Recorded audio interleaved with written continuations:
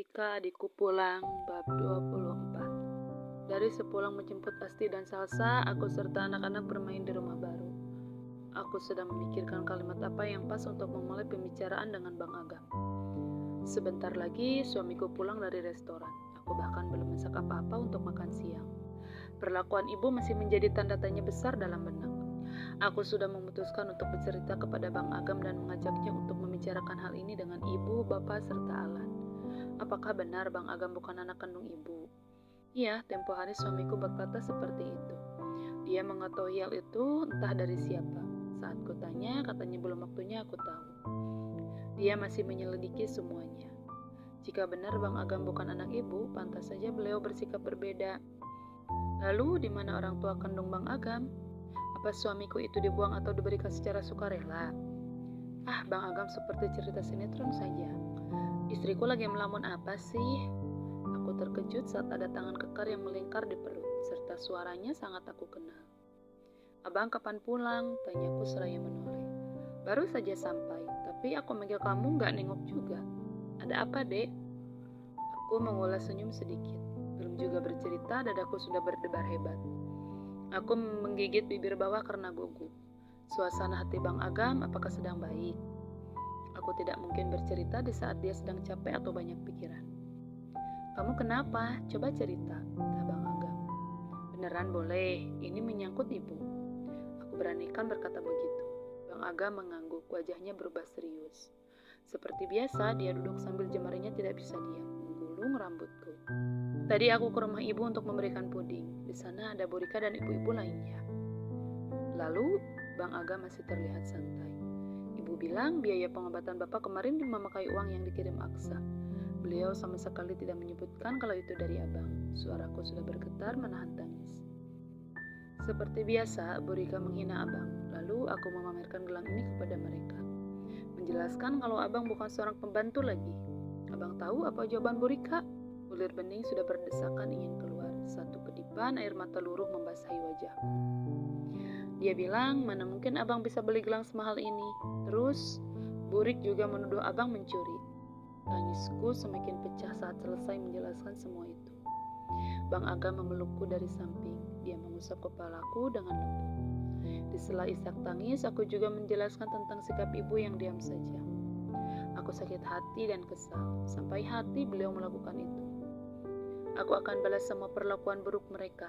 Kamu tenang saja, Dek. Suara dingin itu terdengar sangat sungguh-sungguh. Aku takut juga mendengarnya. Aku beranjak dari peluknya, lalu menatap bola matanya yang tengah memancarkan sorot kekesalan. Abang mau apa? Aku tidak akan membantu mereka ketika mereka kesulitan. Kamu tahu, suami Bu Rika mengajukan surat kerjasama dengan restoranku yang pertama. Dia ingin menyuplai bahan baku seperti sayuran dan bermacam bumbu. Aku akan menolak kerjasama tersebut. Toko kelontong milik Bu Rika terancam bangkrut karena tidak ada pembeli, Dek. Tokonya kena fitnah dan pelanggan semua kabur, jelas Bang Agam. Aku mencerna ucapan Bang Agam, biarpun aku sangat terluka dengan ucapan Bu Rika, tetapi jika dikaitkan dengan pekerjaan rasanya tidak adil. Kasihan juga nasib toko dan karyawannya Bu Rika kalau sampai suamiku tidak membantu.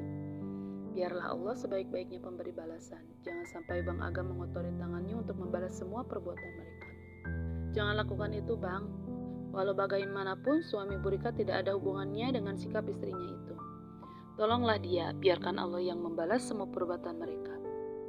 Tapi Dek, Bang, jangan kotori tangan dan hati abang dengan perbuatan seperti itu.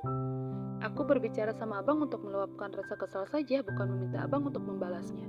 Kenapa kamu bisa sebaik ini? Aku semakin mencintaimu kalau begini. Bang Aga mencium keningku mesra, lalu aku kembali menenggelamkan wajah di dadanya. Detak jantungnya seperti alunan yang mampu membuatku tenang dan mataku mulai berat. Sepagi ini aku dan Bang Agam sudah panik melihat keadaan bapak. Beliau menggigil hebat. 4 hari setelah dari dokter, kondisinya malah memburuk. Bang Agam dan Alan sudah sepakat untuk membawa bapak ke rumah sakit. Aku menitipkan anak-anak kepada Rima. Ibu juga sedang tidak enak badan. Mungkin kecapean mengurus bapak. Bang Agam segera mengambil mobil dari rumah baru. Ya, suamiku membeli mobil bekas 2 hari lalu. Sebab dia akan sering keluar kota bersama Rian. Tidak enak jika hanya menumpang dengan temannya itu. Sesampainya di rumah sakit, bapak langsung dibawa ke IGD, lalu diperiksa. Cukup lama kami menunggu. Alan tengah sibuk menelpon Aksa. Anak itu susah dihubungi sejak bapak sakit. Alan juga sudah mengirim pesan sejak kemarin. Kalau kondisi bapak belum ada perubahan. Akan tetapi Aksa hanya membalas, "Aku masih sibuk bang, belum bisa pulang, nanti uang untuk berobat bapak aku kirim." Alan hanya bercerita itu kepadaku. Dia tidak berani menyampaikan jawaban Aksa kepada Bang Agam. Kami yakin jika suamiku tahu, pasti dia tidak akan segan-segan untuk menyusul Aksa ke tempat kerjanya. "Dokter, gimana keadaan bapak saya?" tanya Bang Agam khawatir. "Pasien harus melakukan USG untuk melihat penyakitnya. Diagnosis saya, pasien mengalami batu empedu. Tetapi ya itu tadi, harus dilakukan USG untuk memastikan." "Baik dokter, lakukan yang terbaik untuk bapak saya." "Baiklah, silakan Anda mendaftar dulu di bagian USG. Tempatnya berada di ujung sana. Anda tinggal meminta bantuan perawat. Saya permisi dulu." Setelah dokter pergi, seorang perawat mendorong berangkar bapak, lalu kami mengikutinya di belakang.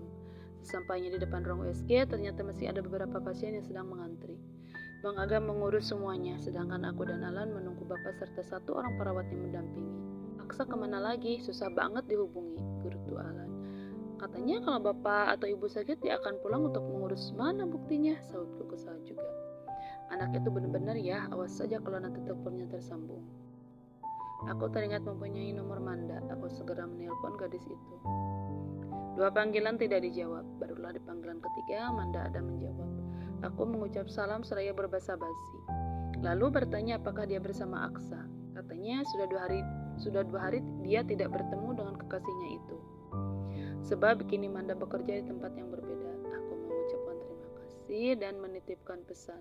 Jika bertemu dengan Aksa, tolong segera pulang karena bapak bukan sakit biasa. Bang Agam sudah kembali menghampiri kami. Kulihat raut khawatir tergambar jelas di wajahnya.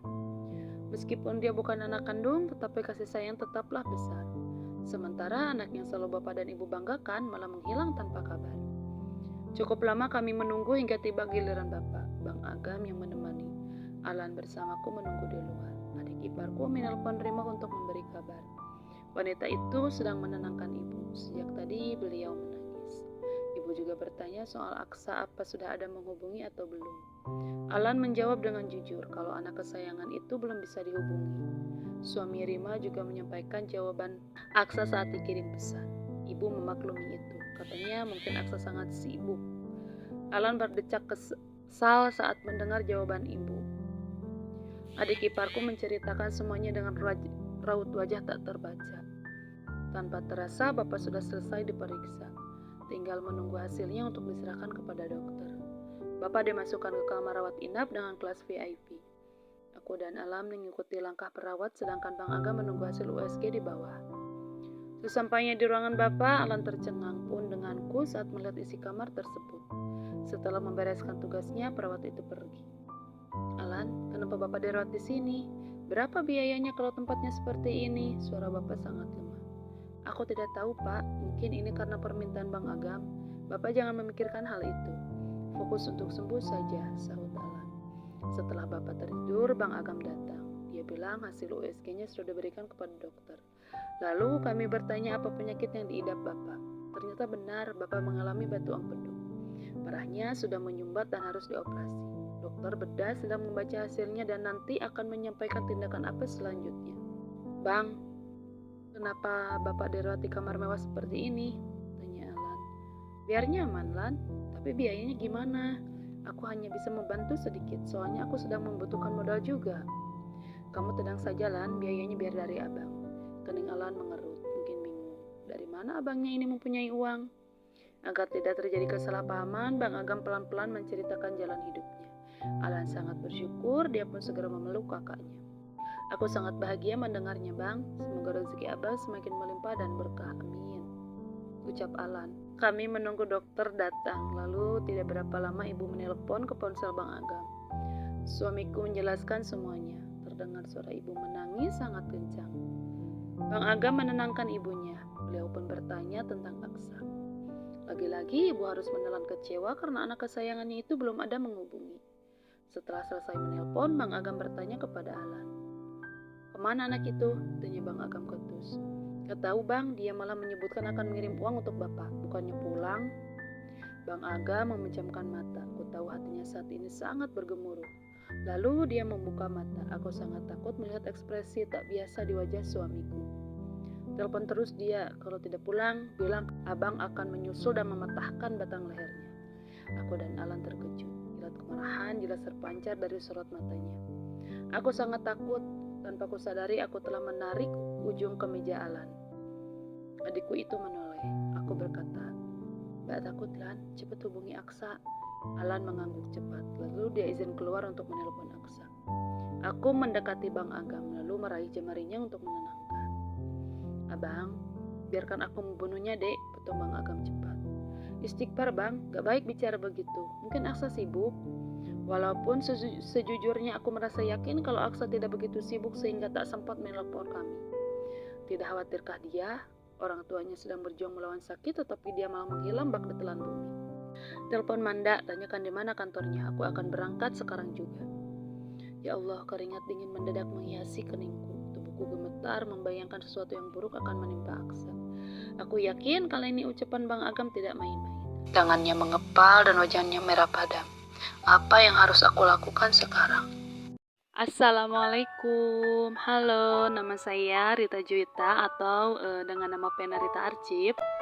Saya penulis cerita Ketika Adikku Pulang dan juga novel yang sudah diupload oleh suami saya yang pertama itu yang berjudul Ketika Dunia Jatuh Cinta. Saya mohon dukungannya kepada teman-teman kalau suka dengan cerita yang suami saya posting, tolong like, komen, dan subscribe. Juga jangan lupa di-share ya. Kalau kalian ingin lebih kenal dekat dengan saya, boleh di follow akun Facebook saya bernama Rita Arsip. Terima kasih.